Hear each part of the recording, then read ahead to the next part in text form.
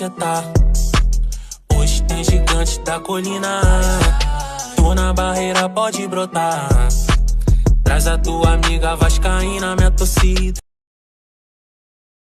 Se em algum momento, num período recente, o Vasco foi subrepresentado por pessoas que não conheciam a história do Vasco, isso acabou. Por que eu digo isso? Porque essa ação é um ataque institucional ao Clube de Regatas Vasco da Gama.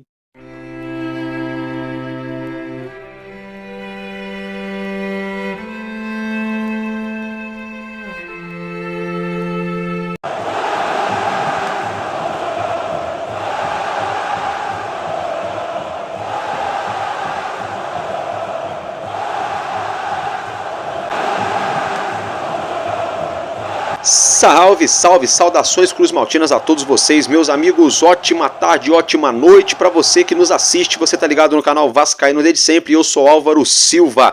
Vamos dar início a mais um Expresso News, essa edição de quinta-feira, 3 de outubro de 2024. Nessa edição nós vamos falar sobre Campeonato Carioca, transmissão, STJD, julgamento, Vasco, vamos falar sobre Campeonato Brasileiro, sobre o próximo jogo do Vasco pelo próprio campeonato, sobre o falecimento do jornalista vascaíno Cid Moreira, CBF, Novo Basquete Brasil. Então, bora lá que tá começando mais um Expresso News no canal Vascaíno desde sempre.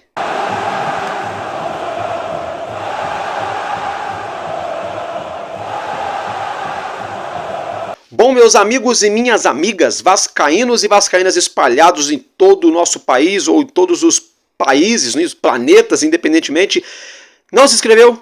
Se inscreva, deixe seu like, compartilhe o nosso link, um casaca no coração de vocês e tudo de bom para todos nós. Logo de cara adentrando então ao que nos interessa, quero falar com vocês aqui sobre o Campeonato Carioca. A TV Globo está negociando o direito de transmissão do Campeonato Carioca, tá, gente? Álvaro Silva, então o Vasco vai fechar com a Globo? Gente, calma, tá? É o seguinte, o Vasco tem um acordo com a Abrax, né? O Vasco tem um acordo com a Abrax em relação a esses direitos de transmissão do Carioca. Atualmente o Vasco está rompido aí com a TV Globo. Por exemplo, o Urubu recebeu aí 21 milhões esse ano, o Fluminense e Botafogo receberam 14 milhões aí pela transmissão do Campeonato Carioca. O Vasco não tem nada certo ainda, mas pode ser que o Vasco se sente à mesa para negociar com a TV Globo, com o Grupo Globo, em relação ao direito de transmissão do Campeonato Carioca, tá, gente? Vamos aguardar, vamos ficar de olho nessa situação. O fato é que o Vasco tem um contrato com a Abrax firmado ainda pela 777 Partners, tá, gente? Isso mesmo, firmado pela 777. Então vamos aguardar qual vai ser aí a linha de raciocínio do Pedrinho, né, da atual gestão, se vão manter a Abrax, se valeu a pena, se não valeu a pena, o que vai ser mais lucrativo, né? Vamos aguardar, vamos ficar de olho nessa situação, mas a título de informação, a TV Globo está negociando aí a transmissão do Campeonato Carioca, no caso de 2025. Agora eu quero falar com vocês sobre o julgamento no STJD, né? Tivemos aí alguns, né, isso mesmo, no plural, alguns julgamentos no STJD, o Superior Tribunal de Justiça Desportiva. Esse julgamento, o Vasco foi enquadrado em várias situações, se eu não me engano, acho que em 3 artigos diferentes, inciso, parágrafo, aquele negócio todo, né, de nome jurídico, mas brincadeiras à parte, gente, ó, o João Vitor foi absolvido, mas estava escrito nas estrelas, eu já tinha falado para vocês aqui, olha, não tem como dar mais punição pro João Vitor porque ele não fez nada demais, apenas segurou a bola ali, aquela catimbazinha que todo mundo faz, o jogador ali do Atlético que deu de maluco, né? Então, João Vitor absolvido, já pode aí jogar, já cumpriu a suspensão, tá tudo ok com o nosso zagueiro. Daqui a pouco a gente vai falar dele em relação ao jogo do próximo sábado, né, pelo Campeonato Brasileiro. É o seguinte, o Vasco também foi julgado por arremesso, né? No caso, alguns torcedores arremessaram alguns objetos no gramado, copo vazio, né? Aquele negócio, é boné velho, né? Aquele negócio, o torcedor fica brabo, né? taca o que tá na mão ali no gramado na hora ali para poder xingar a arbitragem, aquele negócio, mas não deu em nada, tá? O Vasco levou aí uma multinha de 3 mil reais. Se fosse aí há alguns anos atrás, esses 3 mil reais ia fazer muita falta pro Vasco para poder pagar a conta de luz, né? Porque estavam cortando até a luz do Vasco lá na gestão do Campeiro, na gestão do Salgado. Mas graças ao nosso bom Deus, esses tempos passaram, né? 3 mil reais, o Vasco resolve essa parada rápido. É só fazer o Pix, acabou aí, morreu esse assunto em relação aí a arremesso de objeto no gramado. Outra situação que foi julgada, né? Alguns adesivos das organizadas do Curitiba foram colados no banco de reservas do Atlético Paranaense. Também não deu em nada, foi absolvido o Vasco aí, absolvido nessa situação. E também o vestiário de São Januário, com o Atlético Paranaense, porque é perigoso o vestiário, porque qualquer pessoa pode acessar o vestiário, porque não oferece condições e não sei, aquele mimimi de quem não sabe perder, né? Pois bem, o Vasco também foi absolvido. Então, para graça do nosso bom Deus, tudo dando certo aí no STJD, nessa situação envolvendo esses julgamentos no plural, né? Do confronto das quartas de finais na Copa do Brasil. Para não ficar só no que eu tô falando, eu tenho um recorte aqui, tá?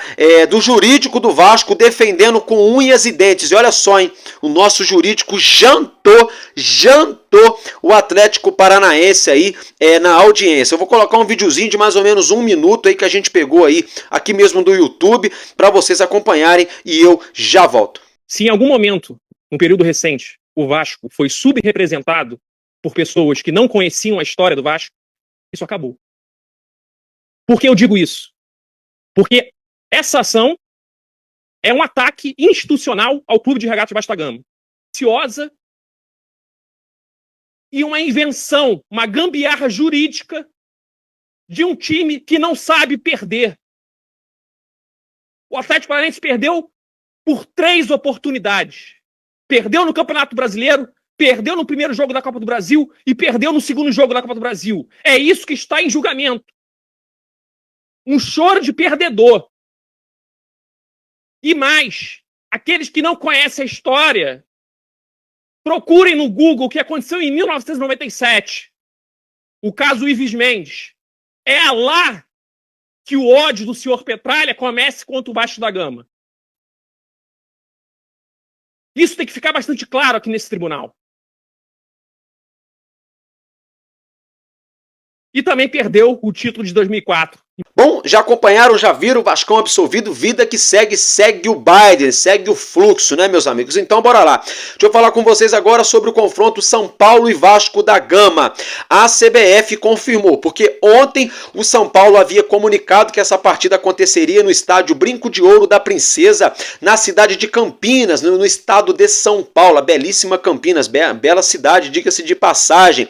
Fato é que a CBF, na tarde dessa quinta-feira, confirmou, está sacramentado, martelo batido, o jogo vai acontecer no estádio Brinco de Ouro da Princesa em Campinas, no próximo dia 16 de outubro, quarta-feira, 9h45 da noite, tá, gente? Só para ficar para vocês a título de informação, o registro desse confronto. Agora, se tratando do próximo confronto, depois de amanhã, né, também pelo Campeonato Brasileiro, na nossa colina histórica em São Januário, o Vasco recebe a equipe do Juventude pela 29ª rodada do Brasileirão. O Juventude não terá Nenê, isso mesmo, nosso querido vovô garoto não vai jogar essa partida. Tá ótimo, né? Tá lindo, né? O Nenê é muito querido por todos nós vascaínos, né? Se não, pô, já pensaram ele fazer um gol de falta aí, atrapalhar a nossa festa no próximo sábado aí, nós que estamos precisando nos reencontrarmos com a vitória, né? Então, boa sorte pro Nenê na recuperação dele lá, ele que não vai para jogo, né? E o nosso Vascão aí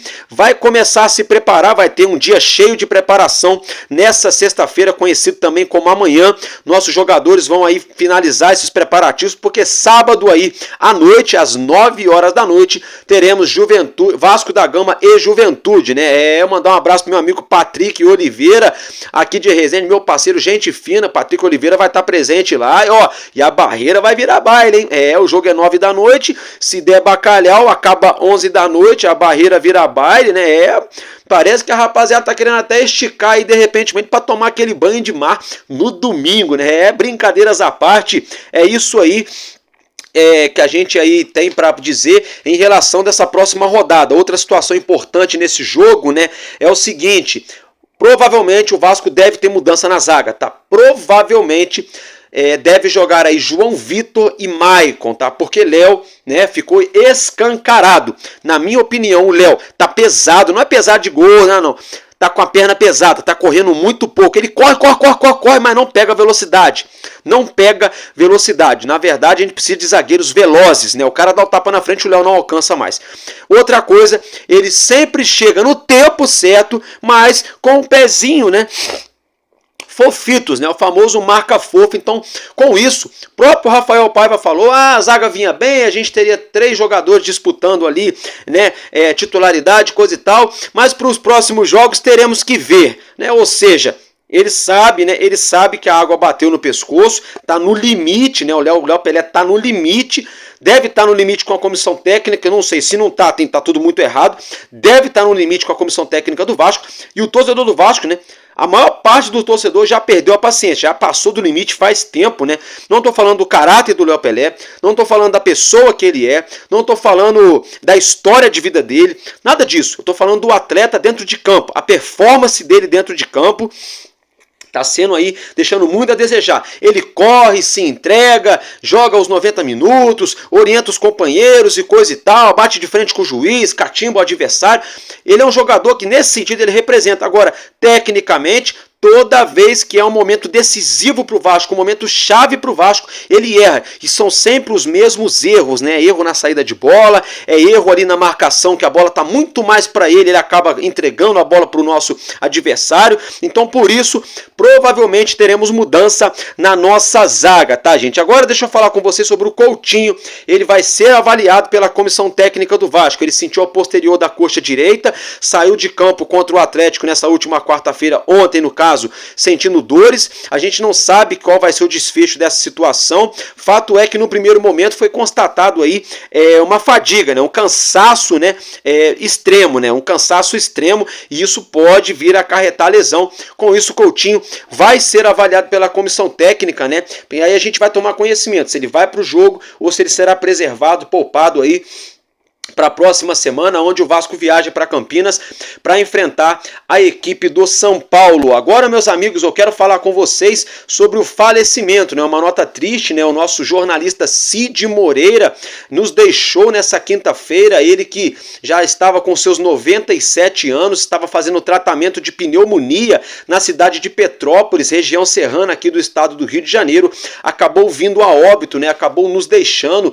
Ele que vai deixar um espaço, né? Vai deixar um hiato, um vazio muito grande no jornalismo nacional, porque, gente, a voz do homem era uma voz marcante, né? Assim como a gente tem a voz marcante Léo Batista, Cid Moreira era um ícone do nosso jornalismo no nosso país. Ele que lá em 1962 se declarou rasgado ser vascaíno, ser cruz-maltino, em rádios, em jornais, se declarou ser um vascaíno doente, digamos assim, né? Palavras do próprio Cid Moreira, né? O Vasco também divulgou nota, divulgou aí também uma foto, né? Uma nota de pesar, né? Pelo falecimento do jornalista, e é muito triste, né? Eu confesso a vocês que eu cresci vendo o Cid Moreira apresentando. Não levem pro coração, não, que eu falo do Fantástico, que a galera fica brava comigo. Mas quando eu era moleque, eu assistia, gente. Vou ser sincero, quando eu era moleque, não tinha TV a cabo, não. Minha casa não tinha essas paradas, não. Entendeu? Era malemar uma parabólica ali só, né? Pra ser bem sincero, 20 anos atrás. Quando eu era moleque ali, que tinha pra ver de noite, era o Fantástico no domingo ali, e a voz do Cid Moreira, né, quando eu escutava a voz, começou o Fantástico. E depois, né, ele acabou fazendo a Bíblia narrada, né, não sei se você tiver a oportunidade de acompanhar, o Jornal Extra na época, né, ali no meados de ano 2000, 2002, 2003, se eu não me engano, enfim, no início dos anos 2000, ele fez a Bíblia inteira narrada, ele narrou a Bíblia de Gênesis a Apocalipse, né, então com isso ele ganhou uma notoriedade mundial. É uma pena, então, o falecimento do nosso querido Cid Moreira, que esteja lá com o nosso querido e bom Jesus Cristo, que descanse em paz, né? Que Papai do Céu conforte a família desse exemplar, né? Profissional e cidadão exemplar. Dito isso, agora eu quero falar com vocês aqui sobre a CBF. Edinaldo Rodrigues será julgado pelo STF e muita coisa pode mudar. A gente pode ter reviravolta na CBF e até mesmo no STJD. Vamos acompanhar de perto essa situação.